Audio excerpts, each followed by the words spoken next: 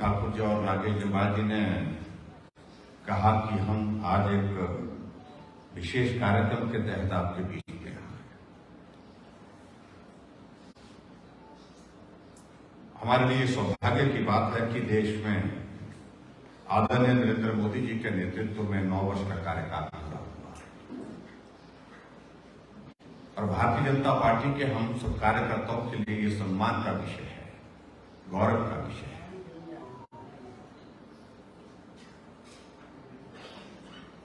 जबकि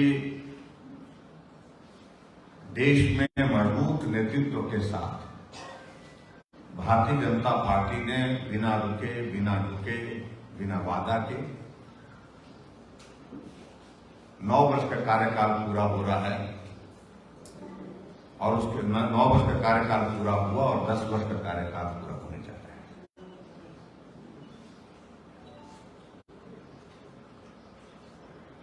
स्वाभाविक रूप से किसी भी कार्यकर्ता के लिए गर्व का विषय है।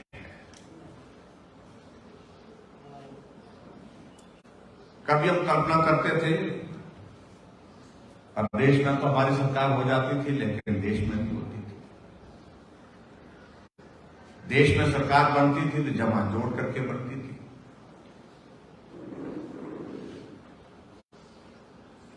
और इसलिए हम कई बार सोचते थे कि कभी ऐसा भी जिंदगी में दौर आएगा जब हम अपने सामने अपनी सरकार का पूरे बहुमत के साथ 5 वर्ष का कार्यकाल पूरा कर पाएंगे। लेकिन मैं समझता हूं कि अब सब लोग सौभाग्यशाली है कि ये अवसर उनको अपने जीवन में देखने को मिला। जो हमारे पार्टी के बहुत सारे समर्पित कार्यकर्ता जो जीवन लगा करके दुनिया से चले गए, लेकिन उनके जीवन में ऐसा अवसर नहीं आप लोगों नहीं देख पाए। भाजपा की मजबूत सरकार 5 वर्ष का कार्यकाल पूरा करने के बाद फिर 5 वर्ष का कार्यकाल पूरा करेगी, यानी कि 1 दशक पूरा करने के पश्चात दूसरे दशक की दस्तक देने जा रही है। यह हमारी संस्कृति है। जब 9 वर्ष का कार्यकाल पूरा हुआ तो एक विषय आया कि हमको अपने 9 वर्ष के कार्यकाल की उपलब्धियां हैं लोगों के बीच में लेकर के जाने की अधिकार।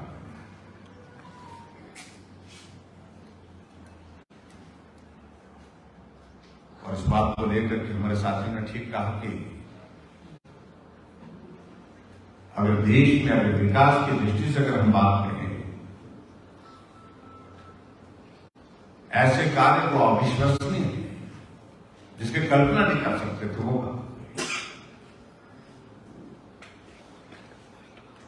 जब हम 9 वर्ष के कार्यकाल का जिक्र करते हैं तो स्वाभाविक रूप से हमारे मस्तिष्क में चित्रण वो भी आता है जो हमारी सरकार से पहले भी एक सरकार पूरे 10 साल रही। क्या पहचान थी उस वक्त देश की, क्या सम्मान था पूरे देश और का हमारे दुनिया के मानचित्र पर, दुनिया के नक्शे की। भारत को उस वक्त पिछड़ा हुआ देश मानते थे। भ्रष्टाचार की दृष्टि से पूरी दुनिया में भारत की स्थिति बहुत पीड़ाजनक थी।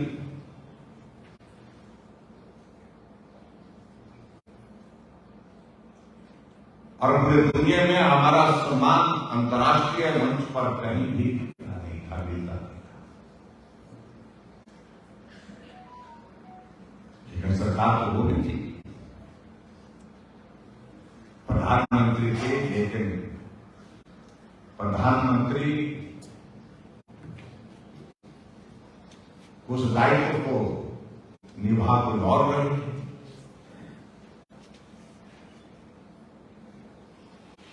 और ऐसा कमजोर नेतृत्व जब देश को मिला तो पूरा दुनिया में हास्यास्पद स्थिति हमारे देश की बन चुकी थी, ये भी हमको समझना है।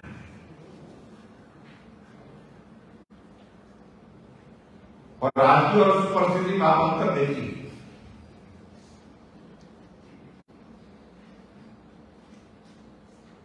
जिस भारत पर लोग समझते थे कि भारत का किस प्रकार से विकास के कार्य हो पाएंगे, विकास ये भारत आगे बढ़ेगा कैसे,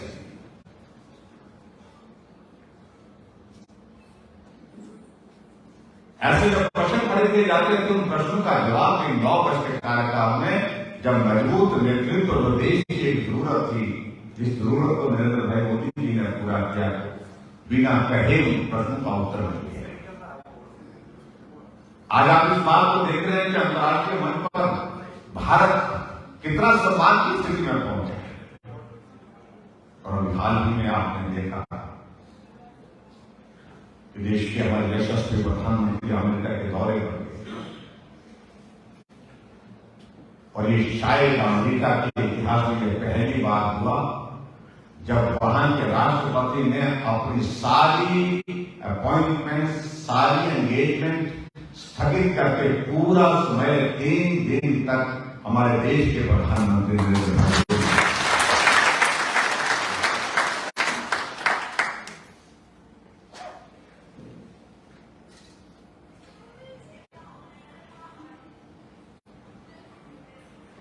आज ये परिस्थिति हमारे देश की सम्मान की दृष्टि से है।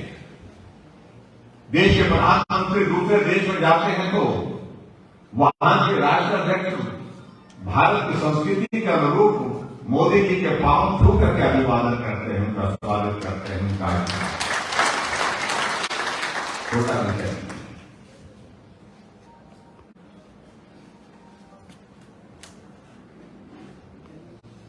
अमेरिका के राष्ट्रपति कहते हैं कि आपकी लोकप्रियता किस प्रकार की है, मेरा भी मन करता है कि मैं आपका ऑटोग्राफ दूं। ऑस्ट्रेलिया के प्राइम मिनिस्टर कहते हैं मोदी इज द बॉस। इस शहर की विषय नहीं है।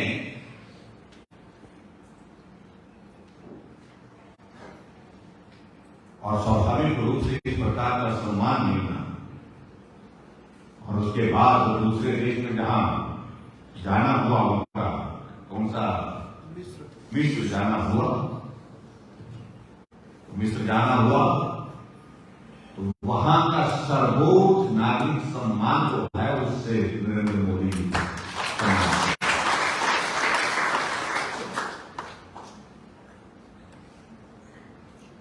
इसलिए नहीं हो रहा है कि भारत बड़ा देश है, इसलिए इसलिए नहीं हो रहा है कि भारत की पॉपुलेशन 135 करोड़ से ज्यादा है।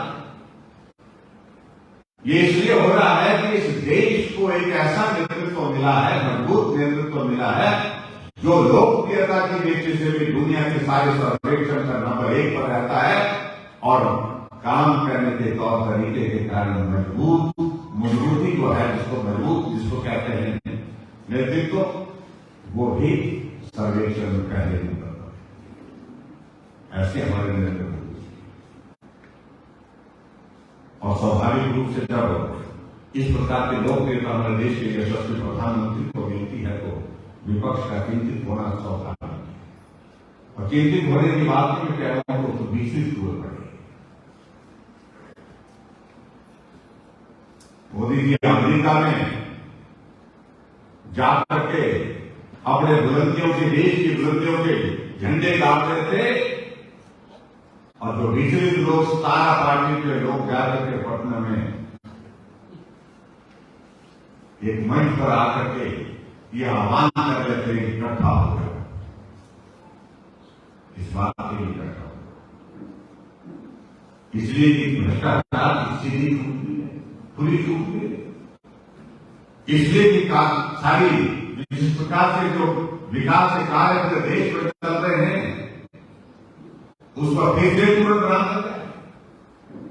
इसलिए कि पूरे दुनिया के मानचित्र पर भारत का सम्मान हुआ, वो उसी तरह से तहस नहस हो जाए जो पहले वो होता रहा। इन सारी बातों का जवाब देने का अवसर है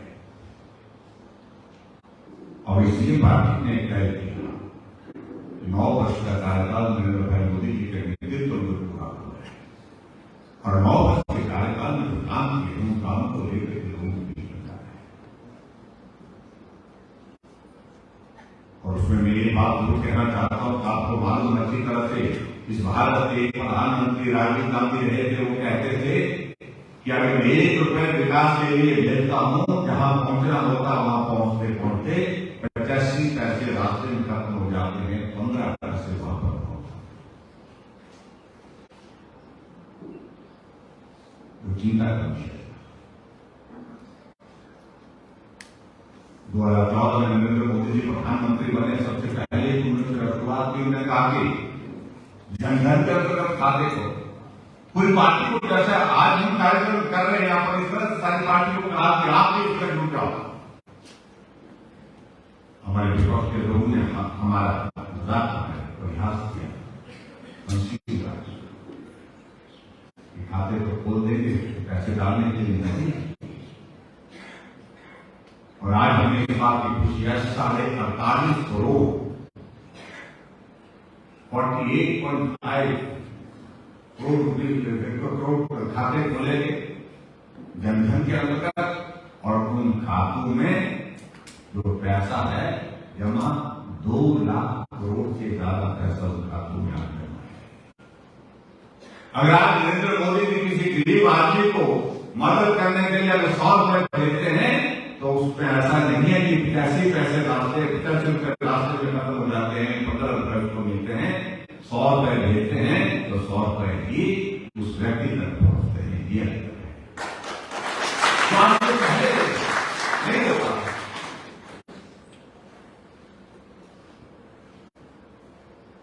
बहुत सारी चीजों का जिक्र हम कर सकते हैं 9 वर्ष के कार्यकाल में।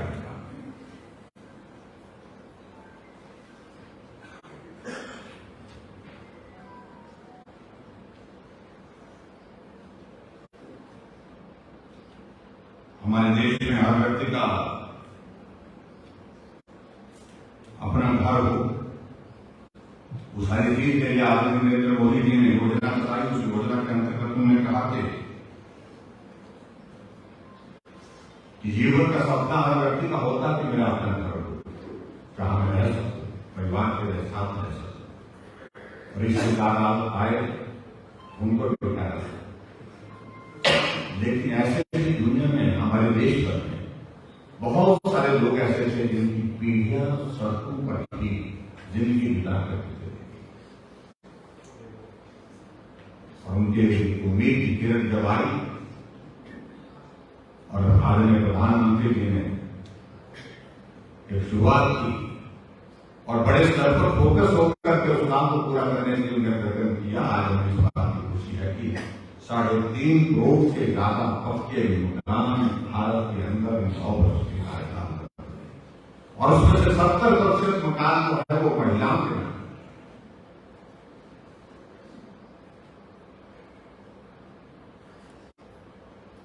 और उसी के साथ साथ में प्रधानमंत्री नरेंद्र मोदी जी ने इस बात को भी देखा कि देश की आबादी बहुत ज्यादा है, हम शहरों में जाते थे, गांव में जाते थे, स्वच्छता का हम जिक्र करते थे, लेकिन उसके बावजूद भी उन सारी चीजों का समाधान उस तरह से हो नहीं पाता था। लोग खुले में शौच करते थे, ये बंद होना चाहिए।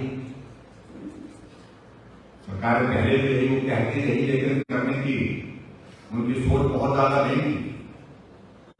लेकिन आदरणीय प्रधानमंत्री जी ने शुरुआत की और एक आह्वान के रूप में इस काम को पूरे देश भर में शुरुआत की। 12 करोड़ से ज्यादा टॉयलेट बना करके देश के लोगों को दिए, और आज हमें इस बात की खुशी है कि ग्रामीण क्षेत्र में भी जाते हैं, दूर दराज के इलाके में भी जाते हैं, तो वहां पर हर घर में टॉयलेट मिलता है। जो बाहर शौच करने की जो व्यवस्था थी, वो व्यवस्था इस, और जिसको इज्जत घर कहा हमने, वो इज्जत घर बना करके उन्हें पूरे देश के लोगों को दिए। और ये एक रिकॉर्ड समय में इतनी बड़ी संख्या में जो है वो टॉयलेट बना करके ये बहुत बड़ा कॉन्ट्रीब्यूशन रहा।